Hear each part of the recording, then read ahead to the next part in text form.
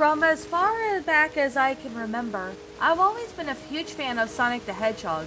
Ever since I got Sonic 1 for Sega Genesis back in 1993, I have played every game in this series, and even the terrible ones like Sonic 06 and Sonic Rivals. I didn't care about the bad games how they were. If there were games that had Sonic in it, I wanted it. In fact, Sonic was the whole reason why I went to Sega Dreamcast instead of PlayStation 2 back in the day. Dreamcast makes dreams come true, if you know what I'm saying, bucko. Sadly, Sega Dreamcast was the very last console to be produced by Sega before they decided to focus on their efforts on their new software. And this meant that every single time Sonic games were available on Nintendo consoles. Sonic had a every decade for the whole console wars was put aside with his difference, with the fat slimy plumber who is Super Mario, and first Sonic games produced by other consoles was Sonic Heroes. Sonic Heroes was my absolute favorite game. It's one of the very few great games that come after the original trilogy for Sega Genesis. Now, to be fair, the game did have its fair share of problems, but don't give a duck. So for those who uniformed out. Now Sonic Heroes is about Sonic and the gang splitting into their separate teams, and has a quest to defeat Metal Sonic, who has disguised himself as Dr. Eggman, holding a real Dr. Eggman captive. The teams consist of Team Sonic, which contains Sonic, Tails, and Knuckles, Team Dark, which was the Shadow Hedgehog, and Hugh Rouge the Bat, and E123 Omega. Team Rose has Amy, Cream the Rabbit, Big the Cat, and finally there is a Team Chaotix, who have the Vector the Crocodile, Charmy Bee, Espo the Chameleon, and by far the best team was Sonic Nick Team, because do I even need to explain why? Now, I did own Sonic Heroes for Nintendo GameCube back in the day, but sadly after my old GameCube broke due to the old age, I mostly forgot all about my old games like Sonic, Nick Heroes. However, recently, I wanted to spark up some nostalgic memories by buying a new GameCube. Bought some of my favorite games like Super Mario Sunshine, Legend of Zelda Wind Waker, Metroid Prime 1 and 2, and Resident Evil 4. Then I remembered Sonic Heroes after a mighty man with the mighty coffee in the mug wanted me to do a review game on YouTube. Sadly, for some reason, I couldn't find the damn copy of the game anywhere. I looked over my town by nearby city of Birkland for Sonic Heroes, but couldn't find anything. I was getting really pissed, and I didn't even bother looking on Amazon or eBay because I don't trust them. One time I ordered a whistle, and they gave me a jar of Marmite, and it made me sick. Really sick. Anyways, just as I was about to give up on searching for the new copy, I was approached by a good friend named Slimy Sausage. Slimy Sausage is a fat seal whose father was a walrus. I smell a conspiracy. Basically, Slimy told me and informed me about a gay man giving out copies of Sonic Heroes for free over on High Street. Slimy told me that the man was hanging out by a smelly alleyway, which was located right next to the local Argos. I want to play, Slimy proclaimed happily, as if some kind of Spyro the Dragon. I ignored Slimy and proceeded to make my way over to the High Street. Arriving on the aforementioned alleyway, I found a guy selling copies of Sonic Heroes. He was wearing a really dodgy looking Sonic hat. "Hey man, you want to buy this game?" the man asked me, as I responded with, "Yeah, sure, how much do you want it?" "Take it for free," the man proclaimed, as I asked, "For free? Ha? No, I want beans and toast, please," the man responded. "Well, I don't have any beans on toast right now, but how about the trusty slab for some?" I said. The guy threw the game at me before proclaiming, "Gotta go fast," and then he ran down the streets like a madman before getting hit by a car. So sad. I made my way over back to my house and saw that Slimy Sausage was waiting for me. He was accompanied by the Duke of Birkland, or Duke Haspesphere. "I'm Duke and I would like beans on toast, please," Duke Haspesphere said, and then I was forced to make him beans and toast. Meanwhile, Slimy Sausage popped the game into my GameCube, and when I asked Slimy on what he was doing in my house, he simply responded with, "Why, me want to play, buddy.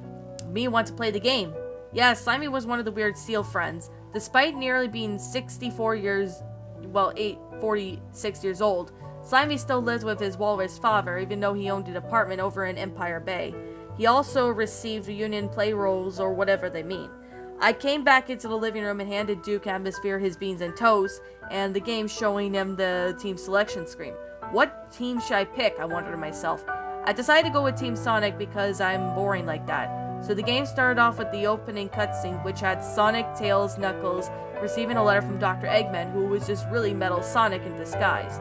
"Time to crack the Eggman wide open," Sonic proclaimed happily as a weird saxophone music began to play in the background. The game, for some reason, started with the first level, Seaside Hill. During the level, I found the game to be extremely difficult to play. For starters, I wasn't able to switch to play as Tails and Knuckles. I was stuck playing as Sonic for the entire level.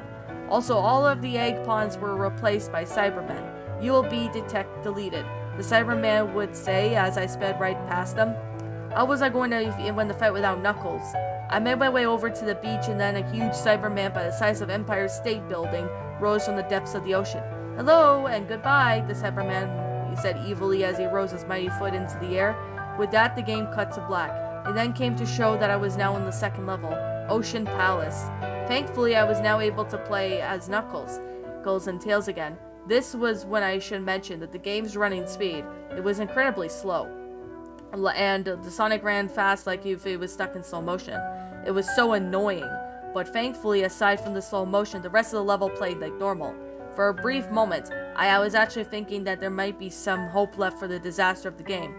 And now how naive I was, my friend. I was even more naive than bread and butter pudding. Oh yeah, I went there. The Hawk Egg, the boss battle, was then where my problems started to begin. At first, the Egg Hawk didn't appear on screen. I was just about to shut off the console when it finally showed up, but it wasn't the Egg Hawk seen in the proper game. No, instead was a bird with an egg sitting on top of it. The bird ended up accidentally dropping the egg onto the floor, and Mr. Uppity then began poking it with his feet. "Take this," Knuckles said, and then proceeded to hand Mr. Uppity an umbrella. Mr. Uppity crashed the egg into the pieces by using the umbrella, with all the while thanking Knuckles and Priscilla for his help. All of a sudden, Mr. Uppity then swept away. The bird wished she could speak English for some reason. "What are you taking me?" Mr. Uppity asked. "Mr. Uppity, I am taking you home to a flying hammock as a reward for saying thank you," the bird proclaimed happily as it flew to the sunset with Mr. Uppity. Sonic then turned to face the screen and said, "That's no good." Arriving on the Grand Metropolis, my problems also began to grow more worse than the minutes. Now in this mansion next to the mission's power plant, the enemies were far more aggressive than usual, and also look a bit longer to defeat. Well, at least took a little longer. There were so many rings that were present in these two levels that made the levels practically impossible. Also, my controller would have violently spazzed out whenever I had to fight one of the robots. Also, there were more fireballs and far more dangerous obstacles to avoid than with usual, than made with the levels that made it more frustrating. After finishing the power plant, I got up and headed my way towards the kitchen and took a cup of Yorkshire tea.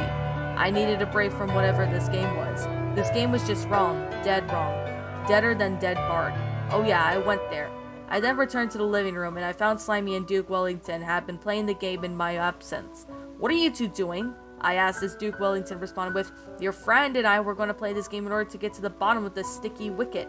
"Sticky what?" I asked, but Wellington did not respond. And that's just how rude it is, my dear reader. Dear reader, answer me. Whatever, I sat back on the couch and saw that the pair had been reached out for the team battle with Team Rose. Now Amy and Cream looked like they were big cats of fur inside of a purple bubble. Now this made me vomit my insides, but I managed to put them back in as the battle began. "Froggy!" Big proclaimed as he had a massive slam on top of Sonic and Tails, which caused the entire platform to collapse into an abyss. "Are we okay?" Tails asked as Knuckles responded with, "No problem." The pair then continued to descend towards the blue abyss, which of course lay down in the city. Suddenly, without a warning, the game then cut to a brief advertisement that had a big fat guy who looked like Big Smoke playing Spider-Man for the PlayStation 2. "Yeah, save that girl, Spider-Man," the man proclaimed as he danced around like a madman. He looked and then glared at some sinister old ladies. The fat guy wanted to gain favor and snuck up behind the old ladies in order to gain a place in Elite, an exclusive country club. Oh, how sad. Then the game then cut to show what some weird guy being dressed up as Onion and being thrown onto an active volcano with an Asian wrestler. I vomited all over Duke Abbassire's beans and toast when I saw that.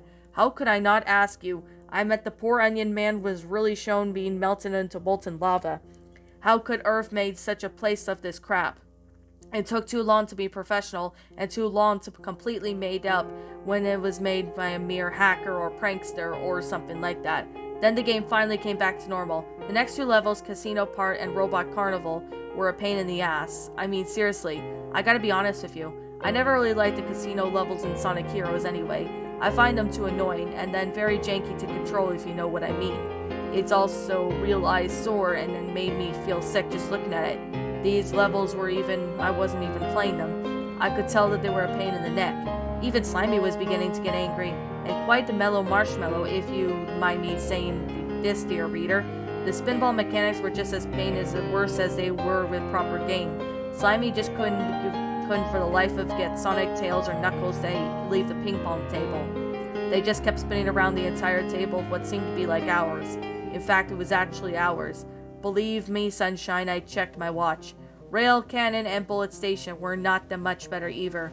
Or should I mention that Slimy handed a controller back to me as he was getting too grumpy to function. "Oh, what's the matter, Slimy?" I asked teasingly. "Shut up!" Slimy barked. He then didn't bark like a seal, he barked like a mule. But the controls and the railings, oh my goodness, they get stuck. They were so terrible, to be honest to goodness. I also encountered a really bizarre bug inside the two levels, that made Sonic wouldn't shut up and keep saying, "Time to go to work, Hushabye Mountain." That doesn't make any sense. Knuckles was also so annoying greatly and kept saying, "They're all pulling out the tricks," over and over again. And then we reached to the final boss battle with Eggman Albatros. However, just as the battle with Egghawk then earlier, nothing happened. I made my way over to the center of the screen for once, and Egg Albatros finally appeared, or at least assumed to be the Egg Albatros, and that it was actually a bald eagle, which was very fat. "Sup," the eagle greeted as he began dancing to Rick Astley's "Never Gonna Give You Up." "Ha, you just got rickrolled, Sonny Jim." Then the game cuts to team battle with Team Dark. However, Shadow was now orange instead of black, which made the gang gag violently into a nearby Burger King brand tissue. "May I have a go?" Duke Wellington asked me as I handed him the controller. Duke Wellington tried to attack Shadow and Rouge, but ended up falling off the cliff. "I can't take it!" Wellington cried as he died. "Oh, bravo! Somehow I was able to defeat Team Dark and was finally reached the Hang Castle. My level was Zary Mystic Mansion, and they were my favorite levels of the entire game. But, however, of course, because of luck was not on my side, the game was supposed to bypass these levels and jump straight into Egg Fleet. At least we were home stretch, I suppose. You know something? These levels weren't that bad. Well, actually, how would I know, as I was heading to the kitchen to call the police to inform about Duke Wellington's death, as well as the game. "We'll be right over," the operator proclaimed as however happily twice as the phone call ended. I got sick again and vomited into my sink for 20 minutes. After I was done, I made my way to the garden for a few minutes in order to collect my thoughts, or at least attempt to. I sat on the small chair, sipping my cup of tea and reading the newspaper that stank like noodles when I heard Slimy calling me back into the house. Upon returning once again to the living room, I found that Slimy had reached the final boss, at least for Sonic's story that is, with Egg Emperor, and the fight was pretty normal for the most part. Dr. Eggman eventually finally appeared and wasn't replaced by anything unrelated to Sonic in the Sonic the Hedgehog universe. The music for the fight was wrong. The song then played in the background was September by band Earth, Wind, Fire, and so once again, for whatever reason, Tails and Knuckles were unplayable, meaning that I had to fight the entire boss only using Sonic. Somehow I was able to manage to defeat the Emperor, and got up from the couch to celebrate when the game did the strange thing. The final cutscene just froze as Egg's fortress and shown being blown up. The game then cuts right back to the team selection screen, and the process Team Sonic has been completed and erased from the game. The game's percentage was back to 0 for Team Sonic. Then the game then cuts to what seemed to be a strange-looking fox character singing on the screen. He's saying, "And I need your help from you. Oh, I need help from you." I just got up from the couch and ejected the game from my GameCube and placing it back inside the case. Then I picked up the GameCube and held it up high in the sky and touched the ceiling. "Sega does not want Nintendo.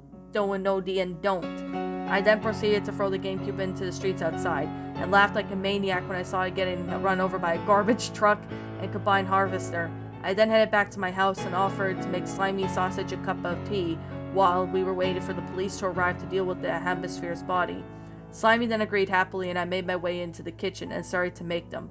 When I entered the kitchen, I saw the duck dressed up like a chef holding my game. He was attempting to climb out of the window.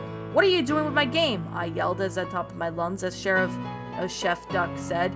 "Well, sorry kid, but this game is far inappropriate for you. I'm taking it to my friend Rabe Manos." And with that said, the Chef Duck disappeared into the shadows of the night, never to be seen again.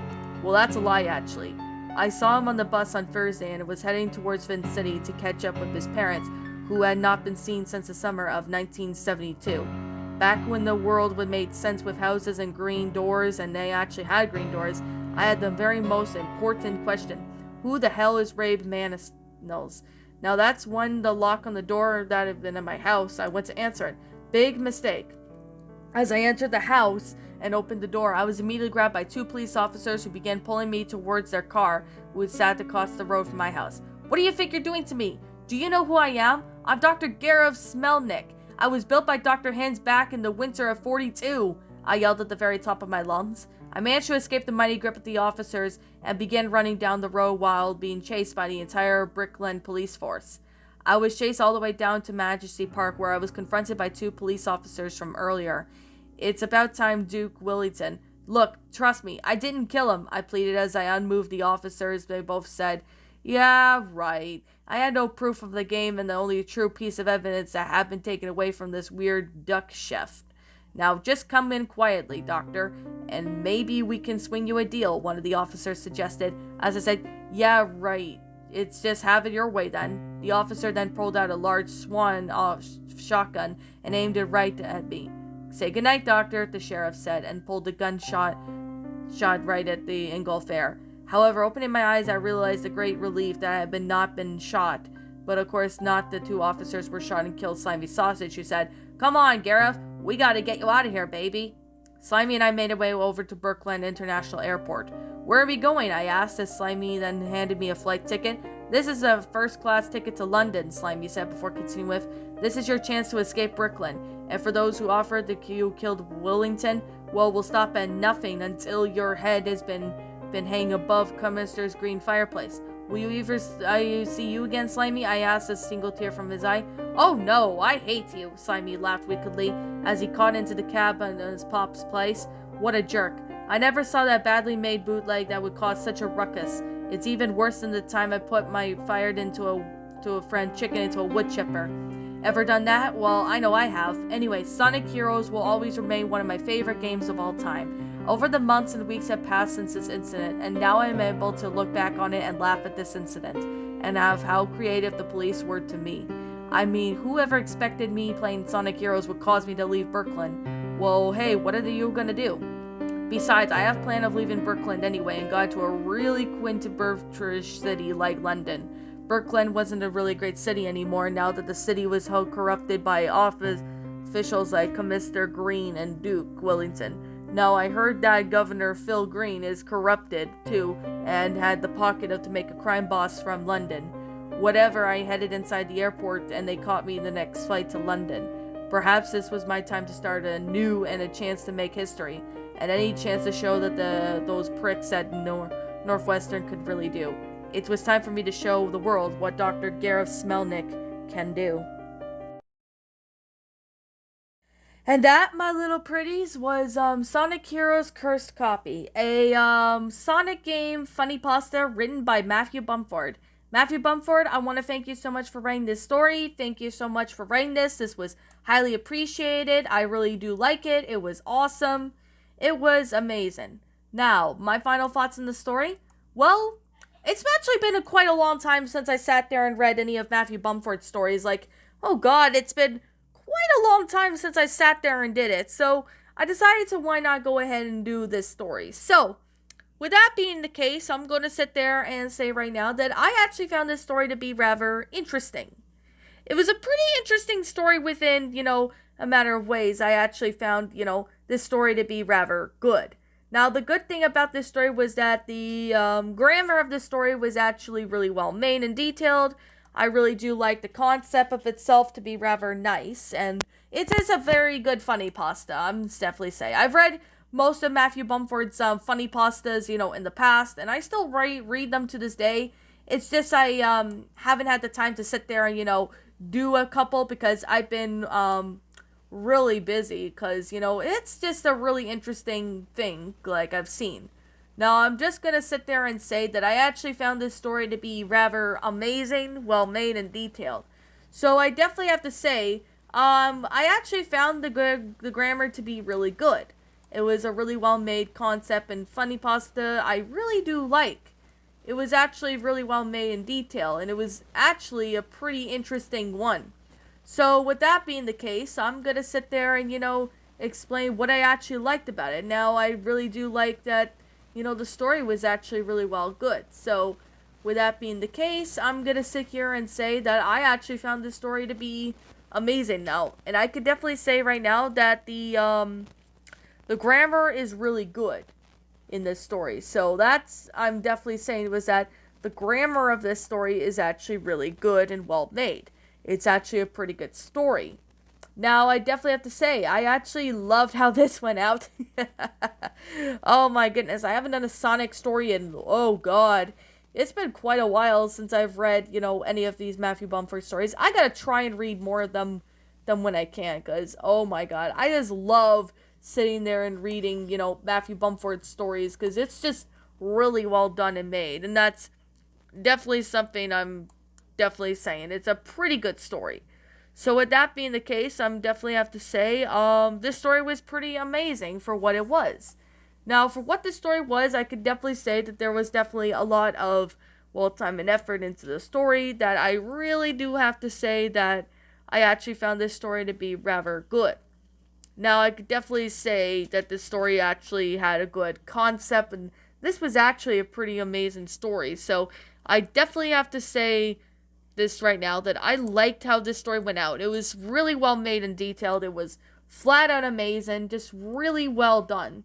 And that's definitely saying something with this story. So, I'm definitely going to say this right now that I really like this story to be, I really like this story. I actually found this story to be rather good and amazing, to be completely honest. It was actually pretty cool, to be really honest. So I'm definitely going to have to sit there and say that I really do like how, the story went out. And it was just very well done and made when it came to the story. So I definitely got to say, I like how this story went out. And it was just flat out amazing when it came to that. So I could definitely say that I really do like how, everything, being crazy and all that. This is kind of reminds me of how Dave the Useless writes his stories. No, this was not written by Dave. It was written by Matthew Bumford, who is a really good friend of mine, actually. He's been on my channel for quite a long time, to be completely and utterly honest, and I actually definitely have to say that this story was actually pretty good in a matter of ways. I definitely have to say that right now that this story was actually really awesome. So, with that being the case, I'm going to sit there and, say this. I actually found this story to be rather cool. Now, with that being the case, I'm going to sit there and say this right now, that this is just simply my own personal opinion, and if you happen to disagree with me, that's fine too. We're all entitled to our own opinions regards to these creepypastas, and this is simply my own personal thoughts. My final rating of this story would have to be a 10 out of 10. Great story, great funny pasta. I really like it. It was awesome. Oh my goodness. It was really, really well made. So I could definitely say that it was pretty good in a matter of ways. So with that being said, it's really well done. So with that being the case, I actually found this story to be rather awesome and enjoyable. So with that being the case, what did you guys think about this creepypasta? Did you all enjoy it? Did you not? Also, what would you have done personally to help make this story a lot better?